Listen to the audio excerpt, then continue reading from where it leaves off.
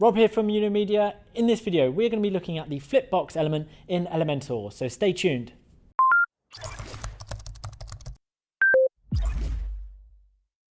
At Media, we help companies to grow and thrive using the latest tools, tricks, and marketing techniques. From websites to online marketing, automated sales funnels, social media, and much more. We're always releasing new content on our YouTube channel, so make sure you click the like, subscribe, and notification button to make sure that you don't miss out. Just before we get going, I want to tell you about an exclusive offer we have on at the moment. We're giving away free access to our paid Hub platform to the first 50 people that click the link in the description. We're going to be putting this link in the description of all of our videos, so make sure that you get in there as quick as you can. Within Hub, we have created over 100 training videos in 13 courses, including a course on how to build a website using Elementor. You'll also find recorded webinars and a host of other free content, so remember to click the link in the description. Let's get on with the video. Hello! In this video, we're going to be talking about the Flipbox element of Elementor. Before we begin then, I've got a page layout of Elementor full width. I've got one section here with one column in, and I've changed the background color of the section to blue. To get back to our elements then, we just need to click the grid here. So let's search for Flipbox in our search bar, and there it is. Let's drag that into our column, and there we go. So in this video, we're going to go through content and style. A lot of the advanced options have their own videos. So what is a Flipbox? A Flipbox is a box that will flip when you hover over it or interact with it, that reveals some more information. I would recommend using these sparingly because it's not clear upon arriving on a website what you actually need to do, and it's not good to hide away call to actions or hide away information either. So use these sparingly.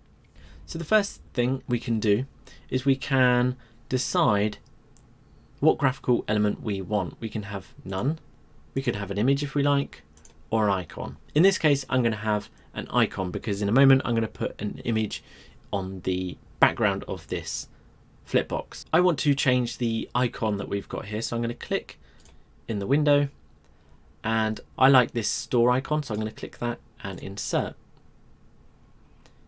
There's a couple of settings here that we can choose for our icon.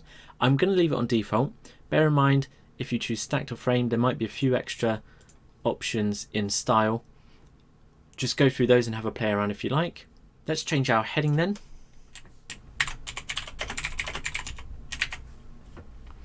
And we can also change our description. Lastly, for the front of our Flipbox, I'm just going to change the background, and I want it to be an image. So ignore color, let's click on the image box, and I'm going to select this one. So we've got a couple of image options now that have appeared. You can see here that the image is repeating. Let's go through this one by one. So we can position it center. We can do center left if we want. I'm going to go with center. Attachment, we're going to leave on default because if you choose fixed, you'll see it does this kind of effect. It keeps it static. I'm going to leave it on default so it stays where it is. Next we've got repeat. Let's say no repeat, and we can also change the size. So I want this to cover the entire Flipbox like so. Obviously it's quite difficult to read the text, so we're also going to need to add a background overlay. So I'm just going to go with this black, and I'm going to reduce the transparency so it's a little easier to read. And I think we're going to go with that. Now we are going to look at the content on the back of the Flipbox. So this works very similar to the front. Just replace your text, and you can also put in another background. We've also got this button here, so it's the call to action. So I could put here claim prize. Let's put some text into the title and description.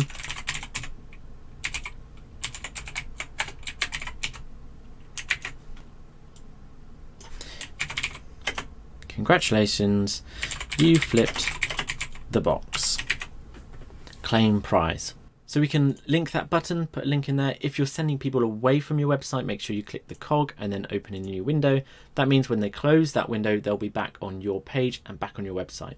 I'm going to change the background to a branded colour, and I'm going to go with the green. Let's have a look at the settings that we have then. We've got the height, so the height of the flip box. We've got the border radius. I'm going to leave that on 0. We can choose what kind of transition we have. So we've got flip at the moment. We could also have slide, push, zoom in, and so on. I am going to go with slide. And we can choose the direction that that's going to go in. So I'm going to stick with right. That's it for content. I'm going to stop for a moment so you can pause the video, add your own flip box in, and have a play with the content. So let's have a look at styling our flip box. Let's click style at the top left. And there's quite a few settings here, but it works much the same. You can do the front of the card and the back of the card. So the first thing we have on the front is the padding. I actually like the default padding, so I'm not going to touch that. We've got alignment, left, center and right. I'm going to go with center, and vertical position. I'm going to stick with middle. Border type, I'm going to add a border, a solid white border.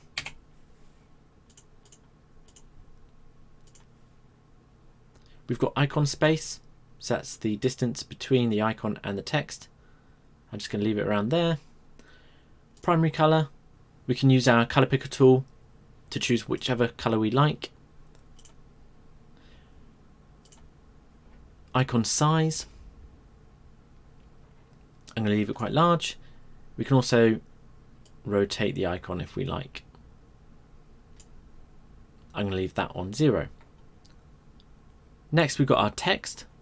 Again, we've got spacing, so that's the space between the title and the description. I'll leave it with that. Text color, I'm going to stick with white. And typography. So I'm going to use a Matic SC. I'm going to increase the size. No, even larger. Let's go with 3. And we'll leave the other default settings for that. Description then, same settings. We've got color and typography. I'm going to go with Josephine Sands for this. And again, I would like that to be fairly large. Let's style the back of the card then. So let's click back. And it's the same thing again. We've got padding there. I quite like the padding. We've got alignment, vertical position. We want that border again. Same settings. Spacing. Let's go with that. Text color, I like. Let's keep on white. Typography. Again, a Matic SC. And the size, 3 REM. The description, little bit of spacing there. White. Typography. Josephine Sands. As there are quite a few settings here, you might want to scroll down just so you can reach them. But I'm going to change the size of this text to 2 REM. Weight 300. I'm going to close that. And now we've got our button settings. So we've got the size, small, medium, large. Typography. Josephine. I'm going to leave the rest of the settings as they are. Text color as normal. I'm going to have white. Background color, I want the unit orange. Border color, we've got white. We've also got the border width. I normally go for 5 on most things, and the radius. I'm going to have this as quite a rounded button, so I'm going to leave it as that. Now let's look at the hover options. So these will be the options that will take place when you hover your mouse over the button. So I want the text color to be white. The background color I want to be purple when we hover over it. And the border color we're going to keep as it is. So now when we hover our cursor over to the button, we can see that it changes state. So that's our flip box then. Let's just go back to content just so we can see how this works. So this is the front card, and when we hover over it, it changes. If you're happy with your work, don't forget to click the green update button, and we will see you in the next video.